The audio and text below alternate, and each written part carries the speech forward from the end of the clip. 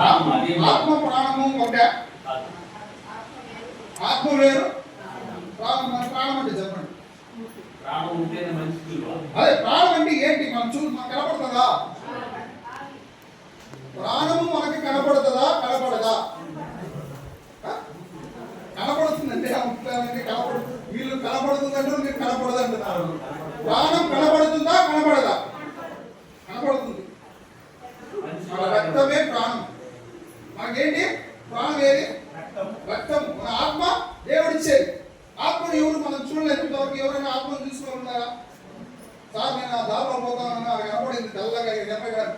అది ఆత్మ, అది డెవిల్, అది దురాత్మ. నీ ఆత్మను నీవు చూసుకోవాలి. ఒక సైంటిస్ట్ అట్లాగా ఏం చేశాడంటే చనిపోయిన తర్వాత ఆత్మ ఎలా ఉంటుందో అని చూడాలని ఒక గ్లాస్ బాక్స్ చేసి చనిపోయిన వ్యక్తి వేసేసి ఆత్మను చూడాలా, ఇంకా నెక్స్ట్ 5 నిమిషాలు చనిపోతుందని ఆత్మను చూడాలని ట్రై చేశాడు. కానీ వర్కౌట్ కాదు. ఆత్మ ఆ గ్లాస్ బాక్స్ కూడా పగలగొట్టుకుని వెళ్ళిపోయింది పైకి. అంత పవర్. ఎక్కడికి వెళ్ళింది? ఎక్కడి నుంచి అయితే వచ్చిందో అక్కడికి వెళ్ళిపోయింది. మరి చూడండి, ఇటువంటి పాప క్షమాపణ, నిత్య జీవము మన కోసం తీసుకొచ్చారు కదా ప్రభు వారు. మనము సిద్ధంగా ఉన్నామా నిత్య జీవితం పొందుకోవడానికి? సిద్ధంగా ఉన్నారా? అయ్యా నేను సిద్ధంగా ఉన్నాను, నాకు నిత్య జీవం నాకు కావాలా, నేను వెళ్ళిపోతాను, సిద్ధంగా ఉన్నానని కావాలని చేతులెత్తండి. ఎవరెవరు కావాలి? నిత్య జీవం నాకు కావాలి, నేను వెళ్ళిపోతాను అని డ్యామ్ షూర్గా చెప్పాలా? అబద్ధాలు చెప్పకూడదు. దేవుడి సన్నిధిలో ఉన్నారు. సరే కావాలంటారు కదా. మరి ఈరోజు ఎంతమందిని మీరు క్షమించినారు? మరి మొదటి మాట ఏంటి? తండ్రి ఏమి క్షమించున్నారో మీకు తెలియదు కనుక మీరు క్షమించండి అని ఎందుకు అన్నారు? క్షమాపణ అంత అవసరమా? సరే ఒక ప్రశ్న, క్షమించడం గొప్పనా, క్షమించబడటం గొప్పనా? క్షమించడమే గొప్ప. క్షమించబడటమా, క్షమించడమా? రెండు గొప్ప అమ్మా. నేను సారీ చెప్తే అయ్యా పోనీలే అని మీరు అన్నారు కదా. సారీ చెప్తే ఓకే ఓకే అండి. పోయిన తర్వాత అబ్బా వీడా వాక్యం ఏం చేస్తుందంటే, మొదటిగా శిలువ నుంచి యేసుక్రీస్తు ప్రభువు వారు మొదటిగా చేసిన అనౌన్స్మెంట్ లేక మొదటిగా మాట్లాడిన మాట్లాడితే నేను చెప్పను. వెయిట్ చేసి ముందు కూర్చుంటా. మాట్లాడదు దయచేసి. నాకు ఒక 15 నిమిషాలు. పిల్లలు, యేసుక్రీస్తు ప్రభువు వారు శిలువ మీద మొదటిగా మాట్లాడిన మాట క్షమాపణ గురించి మాట్లాడుతున్నారు. ఆయన క్షమించడమే అనడమే కాకుండా మరి ఎవరితో చెప్తున్నాడు అంటే తన తండ్రితో ఏం చెప్తున్నాడు? అయ్యా మీరు అజ్ఞానంతో చేస్తున్నారు, మీరు ఏం చేస్తున్నారో వీరికి తెలియదు, నేను ఎవరో వీరికి తెలియదు, నేను ఎక్కడి నుంచి వచ్చానో వీరికి తెలియదు, నేను ఏం చేయబోతున్నానో వీరికి తెలియదు, నేను ప్రస్తుతం ఏం చేస్తున్నానో కూడా వీరికి తెలియదు. సో మీరు ఏం చేస్తాం? క్షమించు ప్రభు అని ప్రార్థన చేస్తున్నాం. ఇప్పుడు చెప్పండి, క్షమించడం గొప్పనా, క్షమించబడటం గొప్పనా? రెండు గొప్పే. అర్థం చేసుకోండి. రండి, యేసుక్రీస్తు ప్రభువు వారు ఆ రోమన్ సామ్రాజ్యంలో ఉంటున్నటువంటి ఆ సైనికులను కానీ, ఆ పరిశీలన కానీ, లేక అక్కడ ఉన్నటువంటి తిరుగుబాటుదారులందరినీ క్షమిస్తున్నాడు అంటే ఆయనకి క్షమాపణ కలిగిన హృదయం ఉందనా లేదనా? ఉంది. ఆయనకి క్షమాపణ కలిగిన హృదయం ఉంది. ఈరోజు పొద్దున నుంచి సాయంత్రం వరకు అనేకమైనటువంటి పాపాలు మనం చేసుకుంటాం. అనేకమైనటువంటి దోషాలు మనం ఒకరి పట్ల ఒకరు కానీ మరి వేరే పట్ల అనిశ్చితంగా కానీ ఎక్కడో చిన్న పొరపాట్లు చేస్తూ ఉంటాం. ఈరోజు నీ ఇంటి వారైనా సరే, నీ తోటి వారైనా ఎవరైనా సరే, వారితో నువ్వు ఏదైనా ఒక గొడవ పట్టుకున్నప్పుడు లేకపోతే వాళ్ళకి విరుద్ధంగా ఏదైనా పనులు చేసినప్పుడు మనం ఏమడగల? అయ్యా ఏదో తప్పు అయిపోయింది, పొరపాటు అయిపోయింది, క్షమించండి అన్న. మరి వాక్యం చెప్తున్నది 70 సార్లు క్షమించాలంట. 75 సార్లు 70 సార్లు ఎన్నిసార్లు క్షమించాలా? ఒకటే 77 సార్లా?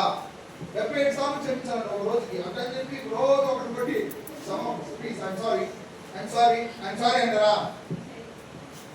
అంటారమ్మా? 70 సార్లు క్షమించమన్నారు ప్రభు వారు, అందుకని 70 సార్లు కొట్టి సారీ చెప్తారా? మరి 70 సార్లు పాపం చేసి సారీ చెప్తారా? చెప్పండి. మనం పరిశీలన చేసుకోవాలి. యేసుక్రీస్తు ప్రభు వారు మొదటగా నేర్పించినది ఏంటంటే క్షమాపణ. క్షమాపణ అనే మాట నేర్పించాడు మనకు. క్షమాపణ మనలో ఉంటే, క్షమించే స్థితులకు మనం వచ్చినట్లయితే ఆయన మన పాపం కూడా మనలో ప్రార్థనలో ఒక మాట అంటాం కదా, ఏమంటాము?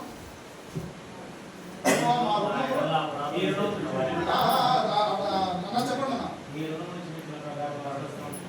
మా రుణస్తులు మేము క్షమించుకోగలము.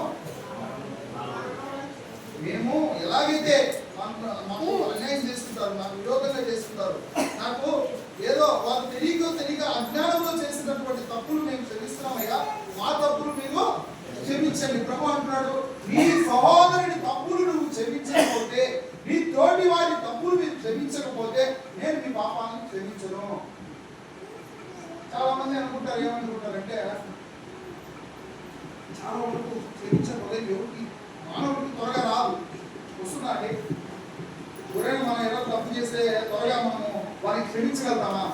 ఎంతమంది త్వరగా క్షమించేస్తారు చెప్పండి? చేయకండి బ్రదర్, నాకు అసలు పట్టించుకోండి బ్రదర్, వాడు తిట్టినా కానీ కనుక్కోపోతాను బ్రదర్ అనేవాళ్ళు. చెప్పండి.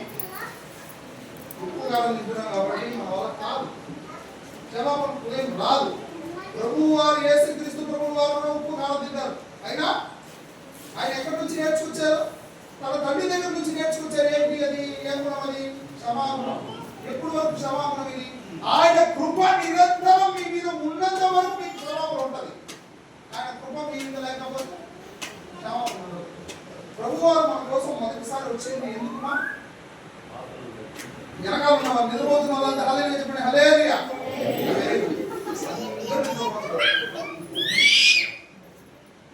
ఒక్కరు కూడా కాన్సంట్రేట్ లేదు, అందరూ నిద్రపోతున్నారు. ముందు చెప్తున్నాను హల్లెలూయా అంటే ఎందుకు చెప్తున్నాడు కదమ్మా? ఎందుకు చెప్తున్నాడో కూడా తెలియదు, ఏం చెప్తున్నాడో కూడా తెలియదు. వినండి, వినాలా?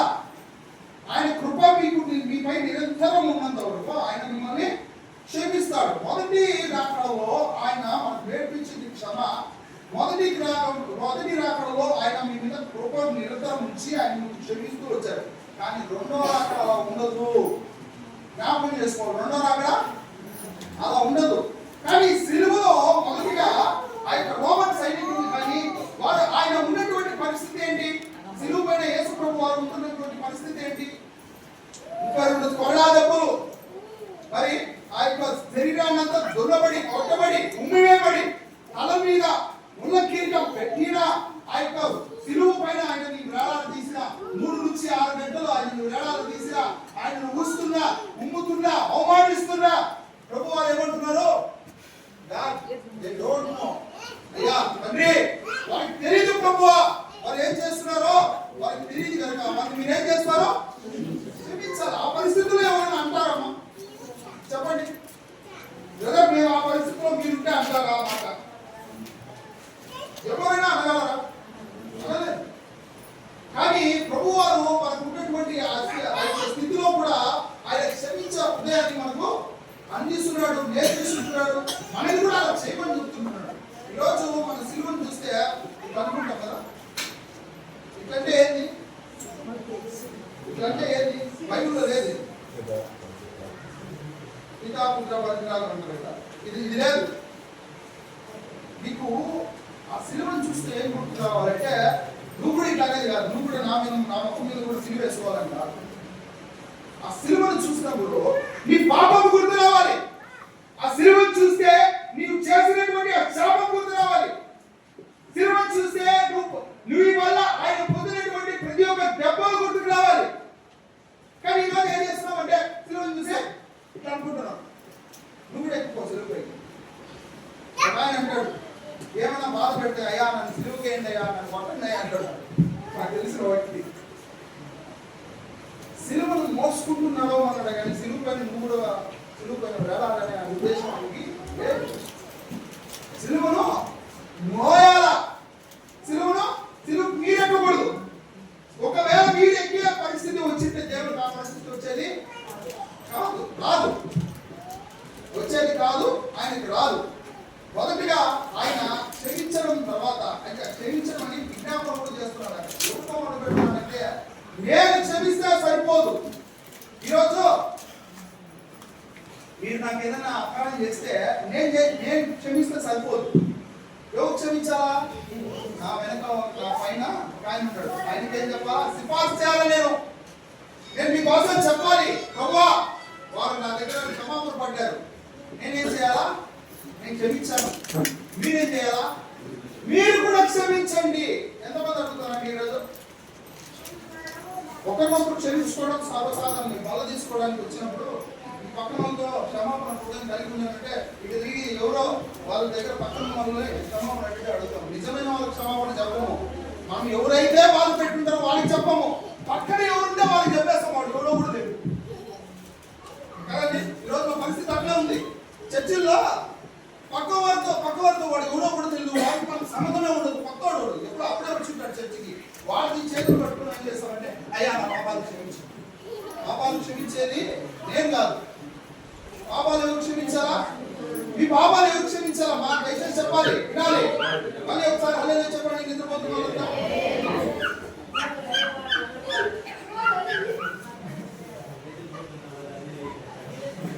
నా మాట మీరు అర్థమవుతున్నాయి లేదా? నన్ను చూస్తున్నారా? నా మాట వింటున్నారా? మళ్ళీ ఒకసారి హల్లెలూయా చెప్పండి. హల్లెలూయా చెప్పండి అమ్మా. హల్లెలూయా హల్లెలూయా హల్లెలూయా. కొంతమంది చేతులు ఎత్తడమ్మా. చేతులు లేని వాళ్ళొద్దు, చేతులు ఉంటే ఎత్తండి. హల్లెలూయా. మరి ఇక పాపాల నిమిత్తము మనము మీ పాపాలు నేను, నా పాపాలు మీరు కాదు క్షమించేది. మన ఇద్దరు పాపాలు మంచి మనము ఒకరినొకరు చేసుకున్న పాపాలు ఎవరు క్షమించాలా? దేవుడు క్షమించాలి. తండ్రితో సిఫార్సు చేస్తున్నా, అయ్యా మీరు ఏం చేస్తున్నారు? వీటిని క్షమించండి. ఎందుకు ఇది జరుగుతుందంటే యెషయా గ్రంథము చూడండి. యెషయా 53వ అధ్యాయం 5వ వచనం చూడండి. యెషయా గ్రంథము 53:5 చూడండి. అపరాధుడా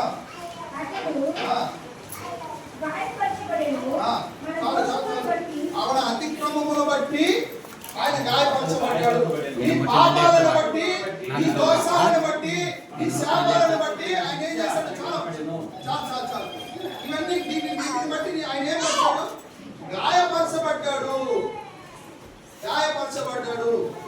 ఆ గాయపరచడం ఎంతవరకు గాయపరచారంటే ఒక వ్యక్తిని అలెగ్జాండర్ రెండో యుగంలో సెకండ్ ఏడీలో అలెగ్జాండర్ అనే గొప్ప రాజు ఈ సిలువ మరణాన్ని అనేది కనిపెట్టాడు. ఇప్పుడు కొంతమంది అంటారు, నీకు ఒక్క దెబ్బతో ప్రాణం పోవురా. ఏమంటారు? ఒక తప్పు చేసిన వ్యక్తిని వాడు ఎలా శిక్షించాలనుకుంటాడంటే ఒక్క దెబ్బతో ప్రాణం పోకూడదు. ఎట్లా పోవాలా? స్లోగా పోవాలని రోమా సామ్రాజ్యం వారు కనిపెట్టిన విధానం ఈ సిలువ మరణం. చాలా బ్రూటల్ గా ఉంటుంది. చాలా ఘోరమైన మర్డర్ ఇది గొప్ప చాలా దుర్మార్గమైన హత్య. ఓకేనా? వింటున్నారా? ఇప్పుడు చెప్పండి. నిద్రపోతున్నారు మళ్ళీ విన్నాంలే. బాగా కాన్సన్ట్రేట్ చేయండి అమ్మా.